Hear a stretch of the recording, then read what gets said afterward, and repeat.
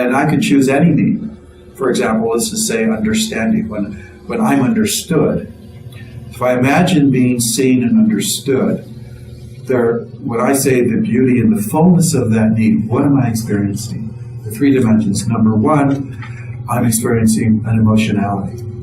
There's something that I feel as an emotion, as an emotional feeling. And sometimes I can't name it, but I know that I feel it. It feels, I can describe it as warmth, a kind of relaxation, a sort of peacefulness, and something that wells up in me as a deep satisfaction. And then I notice that emotions carry an act. There's a physicality to my emotions. That's another. So what am I physically feeling that's a sensation but not an emotion? But interrelated. These are all integrated into a whole, but distinct. So then the beauty of needs comprises an actual sensation. So when I'm understood, it might change from time to time, experience to experience. There's an actual sensation that I feel. So when it's pure, now when I say pure, I mean if it's only fullness, that's what I'm registering and I'm sharing right now. It might be intermixed with the story or thoughts or projections, but I'm talking just about the fullness. So there's sensations that I feel when I'm understood. When I have the experience of truly being seen and understood. And perhaps one of the ways I would describe the sensation is, it's difficult because it's not, I define in my experience, there's a range of how I would describe how I experience sensation, from dense or gross all the way up to subtle.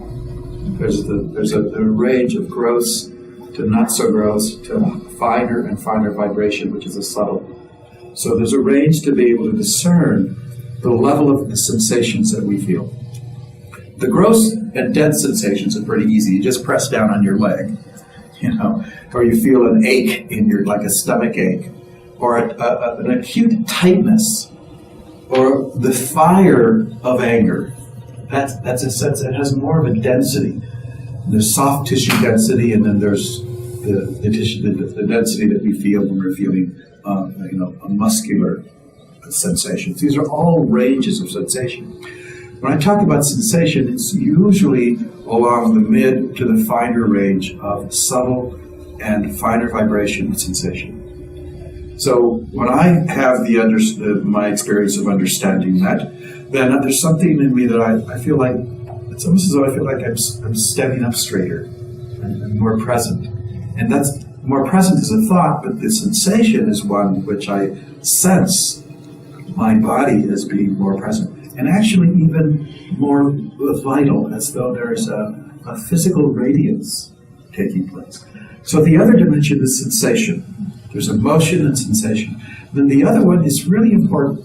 It's a cognitive element. It's what I call the meaningful element of this need. What I mean by that is each of our needs has a specific meaning given the particular context in which we experience the need. Now, for example, understanding is something that I either am going to understand someone else, or we have mutual understanding if we're having a communication, a relational exchange. That's a context. I'm understood. Now, it might be in another part of a relationship. So understanding would be the particular name or meaning or cognitive element that is present in any experience. We use in the experience love. Love has a specific meaning. So there's the meaningful aspect. Support has a different meaning because it's a different meaning in the context.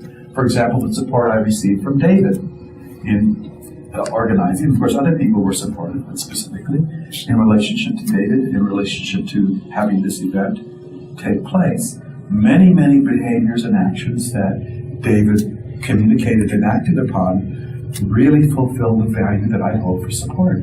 So notice, it's a very specific contextual meaning that we give. So the meaningful aspect is another aspect of the totality of the beauty of our needs. So these are the three main dimensions that for me are always felt in an embodied way and not just a language head-centered sort of designation, or not only an emotional resonance of satisfaction.